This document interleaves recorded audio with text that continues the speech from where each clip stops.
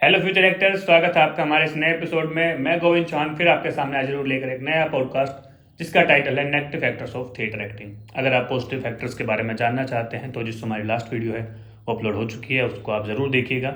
Link आपको आपके description में और आपके स्क्रीन पर अवेलेबल हो जाएगा। तो इस वीडियो को शुरू करते हैं। देखिए, हम में से बहुत सारे लोग थिएटर करते हैं और थिएटर एक्टिंग करियर की नींव होती है, बेस होता है और वो ज़रूरी भी होता है। लेकिन हम सब लाइफ टाइम के लिए थिएटर तो नहीं करने वाले, सीधी सी बात है। सभी को सिनेमा करना है, फिल्में करनी है। सभी को नहीं तो भाई ज़्यादातर लोगों को सिनेमा और फिल्में करनी होती है, इसलिए वो थिएटर करते हैं। तो कुछ हम एक्टिविटीज़ या जो एक्सरसाइज होती है वो हम थिएटर में करते हैं। वो सेम अगर हम कैमरा के सामने करते हैं तो हमें कुछ थोड़ी मुसीबतों का सामना करना पड़ता है। वही नेगेटिव फैक्टर्स हैं जिनके बारे में हम आज इस वीडियो में चर्चा करने वाले हैं। तो चलिए शुरू करते हैं। पहला हमारा जो पॉइंट आता है वो आता है लाउड एक्सप्रेशन।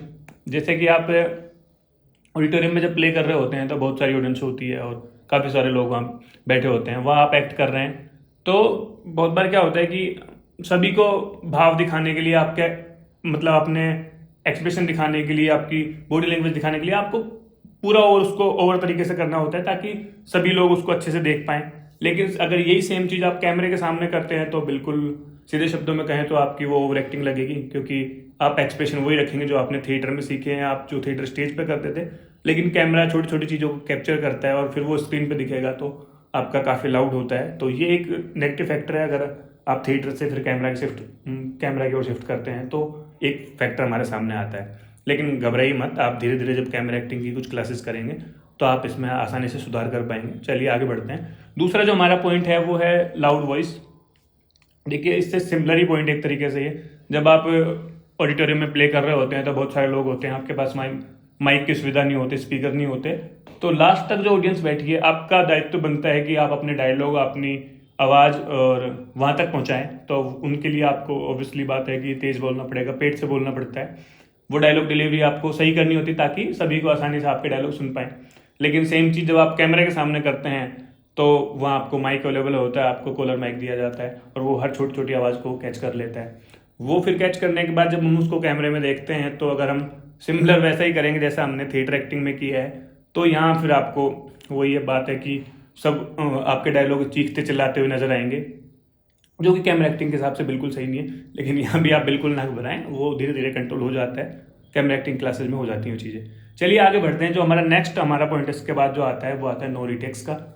तो देखिए, थिएटर वन एक्ट होता है पूरा, 1 से 1.5 घंटे का वो होता है जब। लेकिन बहुत बार क्या होता है, आप नए नए थिएटर कर रहे हैं तो आपसे कुछ गलती हो जाती है, या फिर आपके को एक्टर से या फिर बैक स्टेज में किसी भी मेंबर से कोई भी गलती हो जाती है अगर एक्ट में, तो हमें अनुभव नहीं है तो हम कुछ इम्प्रोवाइजेशन भी नहीं कर पाते हैं वहाँ पे। तो उसकी वजह से हमें बहुत बार एक्टर ब्लैंक हो जाता है, उसको कुछ ध्यान नहीं होता, वो बिल्कुल चुप खड़ा हो जाता है, उसको डायलॉग का भी नहीं पता होता उसे आगे क्या करना है क्या नहीं करना। यही सिचुएशन अगर कहीं कैमरा एक्टिंग में कहीं आती है तो आप रीटेक वहाँ उपलब्ध होता है, डायरेक्टर सीधे आपको रीटेक बोलेगा और आपको मौका मिल जाता है उस गलती को सुधारने का। और अगर वो सेम गलती सुधारने का मौका थिएटर में मिले तो शायद वो भी अपना एक्ट बेहतर कर पाएँ, लेकिन ऐसा नहीं होता है। तो ये कुछ उन चुनिंदा लोगों के लिए भी नेगेटिव फैक्टर्स का काम करता है कि यहाँ पे रीटेक नहीं मिलते हैं। लेकिन अब आगे बढ़ते हैं। चौथा जो हमारा टॉपिक है वो है टाइम टेकिंग। देखिए, हम बहुत सारे लोग सोचते होंगे कि हम थिएटर कुछ टाइम के लिए कर लेते हैं और इसमें बिल्कुल मास्टर्स हो जाएगी हमारी थी, हमें एक्टिंग आ जाएगी और हम एक्टर बन जाएंगे। ऐसा बिल्कुल नहीं है। थिएटर टाइम मांगता है, सीधी सी बात है।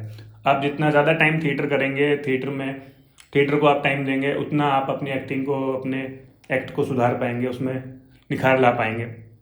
ये कोई डिप्लोमा या डिग्री टाइप कुछ कोर्स नहीं है कि हमने लिमिटेड टाइम का कुछ 2 साल का या 3 साल या 1 साल का कोर्स किया और हम उसमें महारत हासिल कर लेते हैं, उसके बाद हमें इसकी ज़रूरत नहीं है। बल्कि आप इसको जितना ज़्यादा आप अपने जीवन में करेंगे, लगातार करेंगे, उतना ही आप अपने एक्ट को, अपनी एक्टिंग को, अपने करियर में सफलता हासिल कर पाएंगे। और सही मायने में तो थिएटर तो आम जिंदगी में भी आपको काफ़ी हेल्प करता है, आपके व्यक्तित्व को काफ़ी उठाता है, तो इसलिए बहुत ज़रूरी है।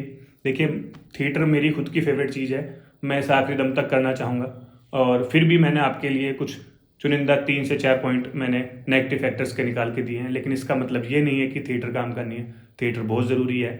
अगर आप एक सफल एक्टर बनना चाहते हैं तो आप थिएटर ज़रूर करिए, ये आपके लिए बहुत ही ज़रूरी है। बाकी अभी मैं आपसे विदा चाहूँगा, मिलते हैं नई वीडियो में। तब तक के लिए bye bye. The actors podcast.